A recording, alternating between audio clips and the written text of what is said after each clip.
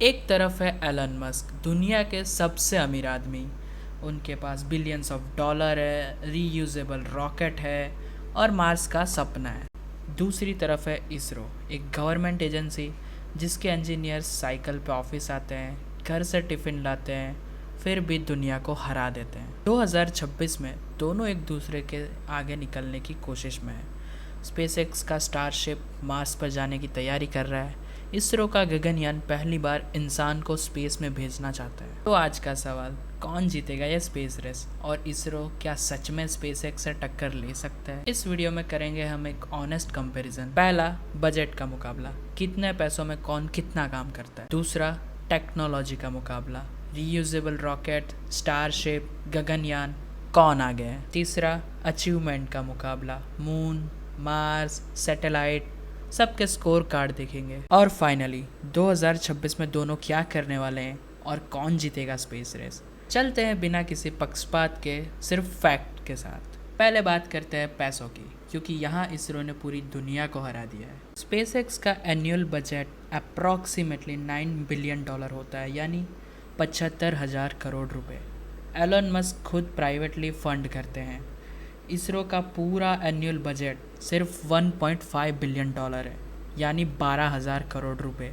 SpaceX से 6 गुना कम। लेकिन result देखो, इसरो ने चंद्रयान 3 से मून के साउथ पोल पर लैंडिंग की, सिर्फ 615 करोड़ में। नासा का सेम मिशन कॉस्ट करता था 6,000 करोड़ रुपए। इसरो ने 10 गुना सस्ता किया। मंगलयान, इंडिया का मार्स मिशन, सिर्फ 450 करोड़ में।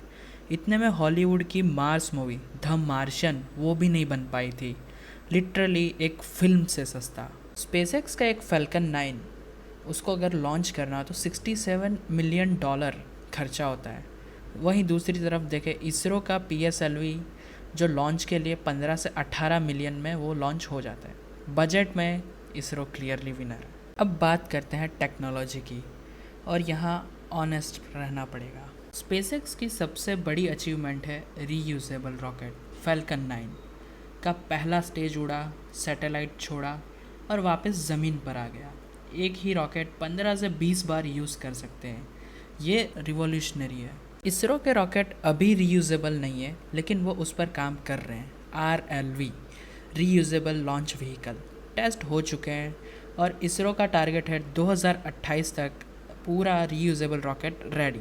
स्पेसएक्स का स्टारशिप 2026 में उसका थर्ड वर्जन आएगा। 123 मीटर लंबा, 150 टन पेलोड के साथ मार्स तक जाने के लिए कैपेबल है। अभी तक फुल्ली सक्सेसफुल नहीं हुआ, लेकिन प्रोग्रेस हो रही है। इसरो का गगनयान 2026 के सेकेंड हाफ में पहली अनक्रू फ्लाइट होगी। व्योम मित्रा, एक ह्यूमन रोबोट स्पेस में जाएगी। ये इंडिया का पहला स्टेप है ह्यूमन स्पेस फ्लाइट की तरफ। 2025 में Indian astronaut Shubhanshu Shukla SpaceX के रॉकेट से ISS गए थे। यानी इसरो और स्पेसएक्स दोनों कोलैबोरेट भी करते हैं, दोनों कंपेटिटर्स भी है, दोनों पार्टनर्स भी है। दोस्तों, वीडियो और भी इंटरेस्टिंग होने वाली है। अगर आपने अभी तक सब्सक्राइब नहीं किया तो सीधा जाके नीचे बटन दबाओ और कमेंट में बताओ आप किसके साथ हो, टीम स्पेसएक्स या टीम इसरो। मैं सीरियसली जानना चाहता हूँ। अब करते हैं स्कोर कार्ड, कौन है आगे अचीवमेंट। मून मिशन, इसरो ने चंद्रयान 3 की मदद से मून के साउथ पोल पर पहली बार सक्सेसफुली लैंडिंग करी।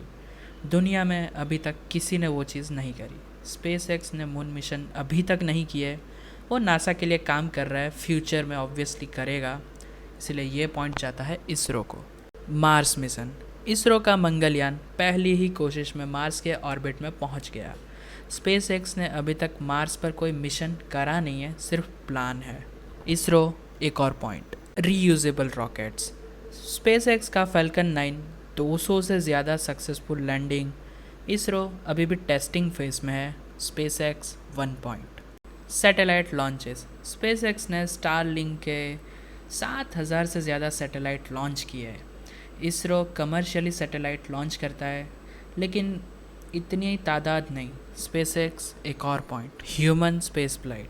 स्पेसएक्स रेगुलरली एस्ट्रोनॉट्स को ISS लेके जाता है। इसरो का गगनयान 2027 में पहली क्रूड फ्लाइट करने की कोशिश करेगा।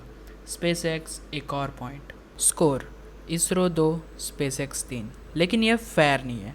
स्पेस एक्स का बजट 6 गुना ज़्यादा है।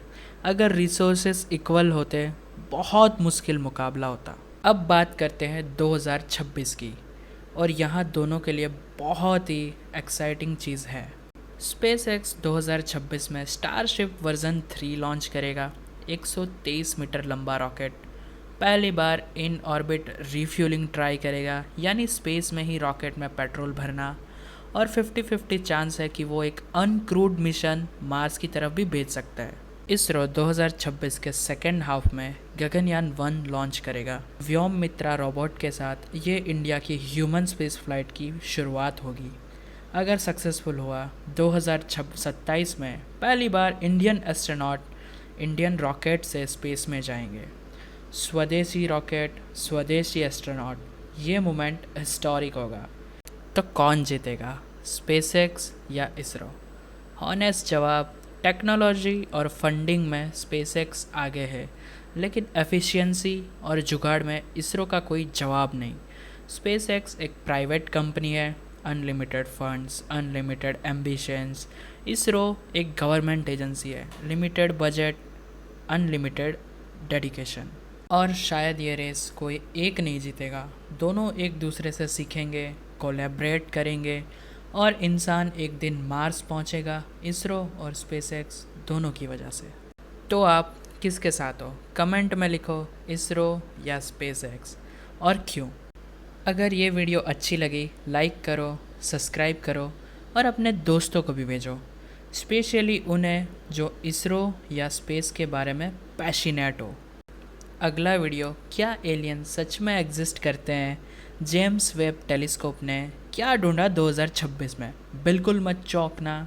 तब तक स्पेस एक्सप्लोर करते रहो। जय इसरो, जय हिंद, बाय दोस्तों।